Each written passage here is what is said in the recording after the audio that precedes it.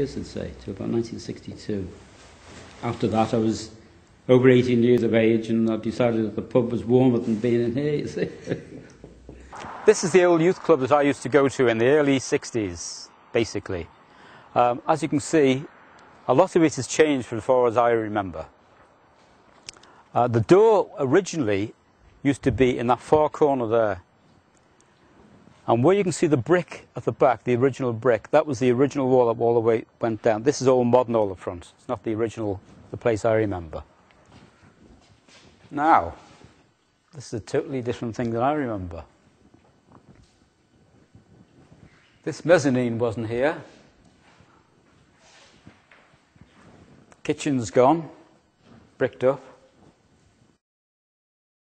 The door is obviously a different place. You used to come in through that side there.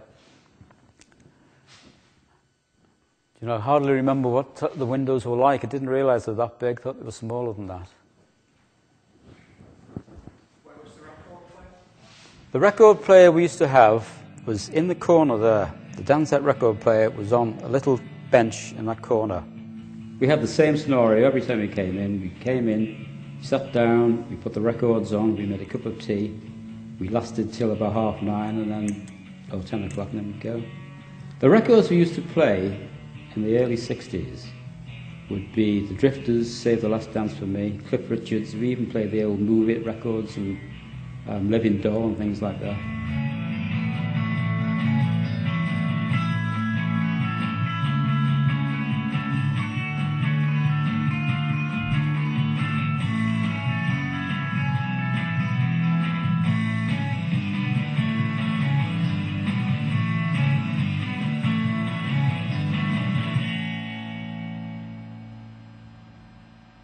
Well, my involvement really in the 60s and 70s came about having moved into Hale in 1967.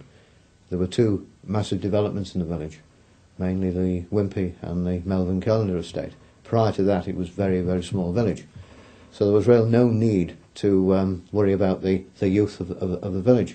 But after the developments, of course, young families moved in with young people, of course, and they grew and they needed somewhere to go. There was a massive problem with nothing to do in the village. So it was agreed then in about 1970s to try to resurrect the youth centre. I came to Hale Youth Club between 1982 and 1985. I was probably ages between 13 to 16 actually when we came to Hale Youth Club. I came to the youth club around about 1982 to 1985.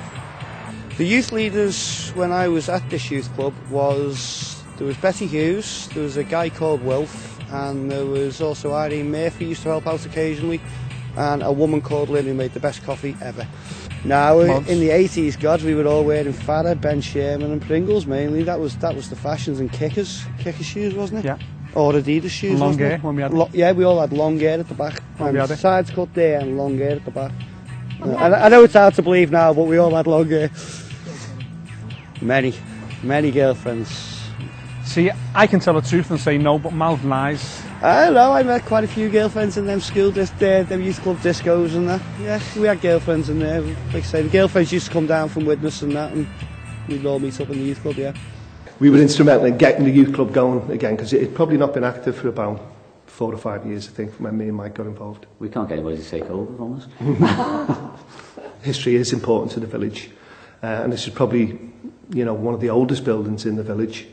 And I think it's important we retain the heritage of it and restore it that, all of the village can be proud of, really. It seems to be like a really important part in people's lives from when they were young as the youth centre and in the war and things. So it's played a really important role, paramount role in like people's lives throughout history as well. It is a good thing because it gives the youth a sense of freedom and feel like they're being trusted.